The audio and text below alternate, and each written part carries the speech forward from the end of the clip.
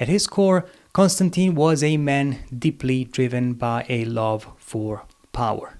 In the ancient world, ambition and religiosity were not contradictory.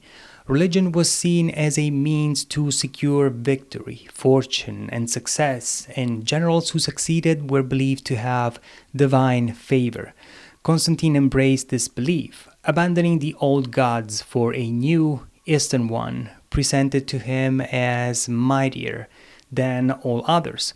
His continued success on the battlefield likely reinforced this conviction. Over time, he may have come to believe that he had always been a Christian, that the Christian God had chosen him and protected him and ensured his victories.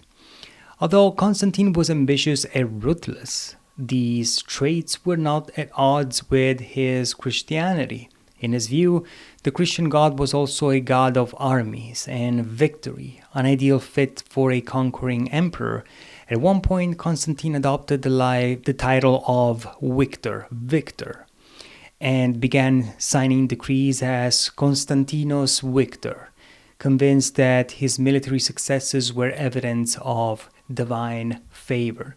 When Constantine entered the political stage in the earlier 4th century, the Roman Empire was recovering from a severe crisis. During the 3rd century, the empire had nearly disintegrated under the combined weight of internal instability and external threats. Among the most pressing challenges were barbarian incursions, as we've seen in the recent video, if you followed.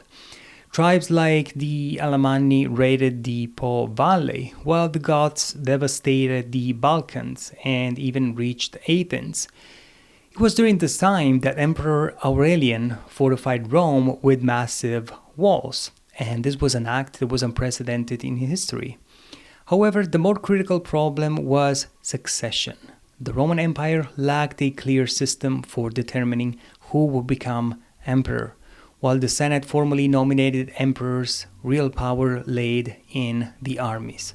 Generals with troops near Rome could easily pressure or coerce the Senate into proclaiming them as rulers. This lack of stability resulted in a cycle of coups. Generals, backed by their armies, routinely overthrew reigning emperors and to seize power.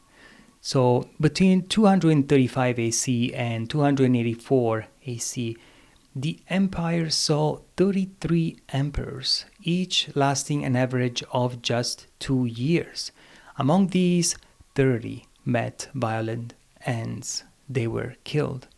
Eventually, a leader emerged who seized power through similar means that had a far-reaching vision for stabilizing the empire. This was Diocletian, a ruthless and pragmatic soldier who recognized that solving the succession problem was essential for the empire's survival. His solution was the Tetrarchy.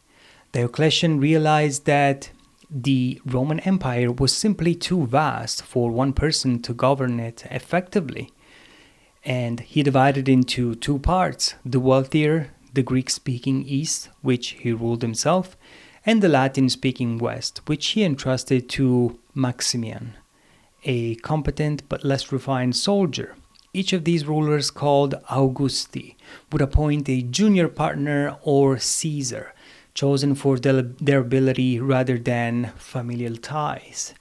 The Caesars would govern portions of the empire, gaining experience while preparing to succeed the Augusti.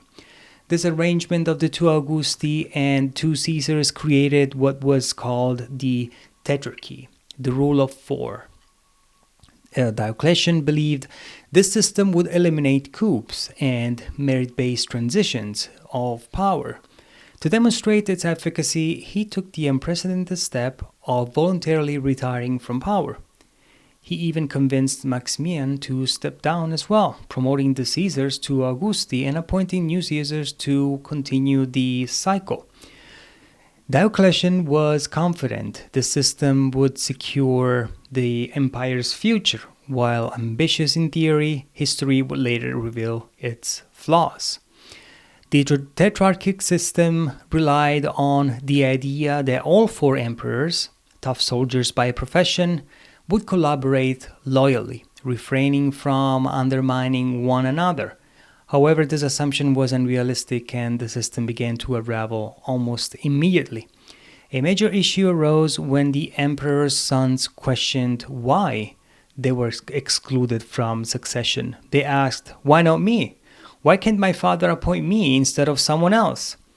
When Maximian retired, his Caesar was promoted to Augustus of the West. However, Maximian's son Maxentius refused to be sidelined. He staged a coup in Rome, took control of Italy, and declared himself emperor. Meanwhile, in 306 BC, Constantius, the Augustus of the West, died in Britain. His son, Constantine, faced a similar scenario. Constantine's soldiers declared, "Why should Constantius Caesar become emperor instead of his son?" Backed by the support, Constantine was acclaimed emperor. Both Maxentius and Constantine, sons of Augusti, seized power without legal justification. Maxentius, despite being Christian, was isolated from other emperors who refused to recognize him. In contrast, Constantine demonstrated political and military skill that eventually earned him recognition as a legitimate ruler.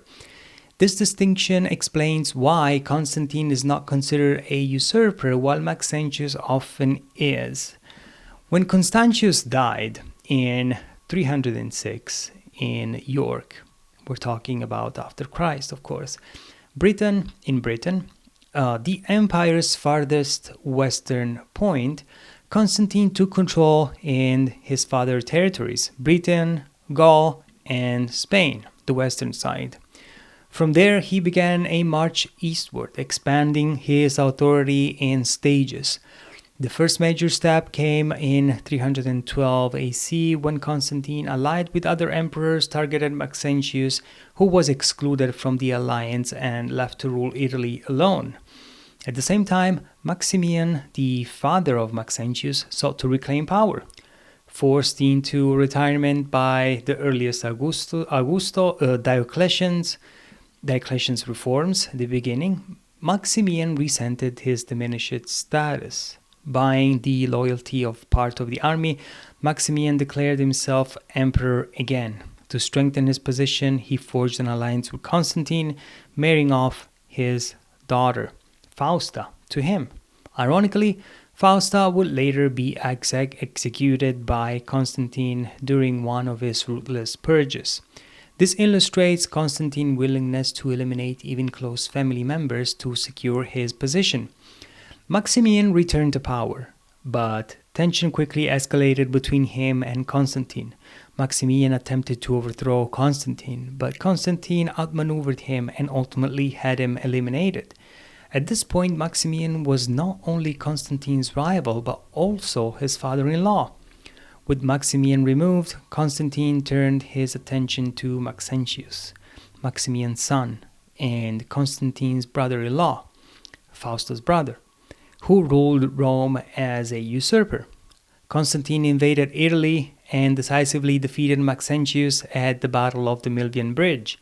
Maxentius was killed in the battle, and Constantine entered Rome as a victorious ruler. With this victory, Constantine gained control over Italy and Africa. Meanwhile, events in the Eastern Empire were unfolding. Maximus Daia, a tyrannical emperor hostile to Christians, was defeated by a new capable ruler who supported the Christians, Licinius.